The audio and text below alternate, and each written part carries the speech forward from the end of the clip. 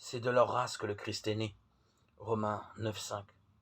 Dans les 8 premiers chapitres de sa lettre aux Romains, Paul a contemplé le projet de Dieu que le Christ est venu accomplir parmi nous. Le converti du chemin de Damas s'émerveille, et il termine par une hymne à l'amour de Dieu. Rien ne pourra nous séparer de l'amour de Dieu, qui est dans le Christ Jésus notre Seigneur. Romains 8, 39.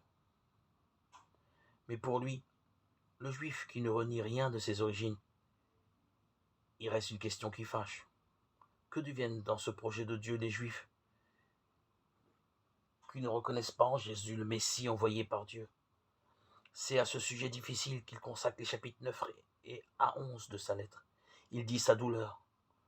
Comment se fait-il que les descendants d'Abraham n'aient pas su reconnaître celui qu'ils attendaient de tout leur cœur, qu'ils soient en quelque sorte passés à côté de la vérité? Pierre parlera d'une erreur judiciaire. Frère, je sais bien que vous avez agi dans l'ignorance, vous et vos chefs. Acte 3, 17. À leur décharge, il faut reconnaître que Jésus de Nazareth ne ressemblait guère à l'idée qu'il s'était faite du Sauveur promis. Et lui-même avait deviné qu'il serait méconnu. Heureux celui pour qui je ne suis pas une occasion de chute, avait-il dit aux envoyés de Jean-Baptiste, Matthieu 11,6.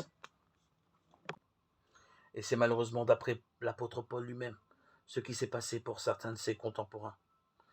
Ils ont buté sur la pierre d'achoppement dont il est dit dans l'Écriture: voici que je pose en Sion une pierre d'achoppement, un roc qui fait trébucher. Romains 9, 32-33. Dieu va-t-il renier ceux qui ont trébuché, se demande l'apôtre Paul. Non, bien sûr, Dieu est fidèle. Il ne peut se renier lui-même. 2 Timothée 2, 13.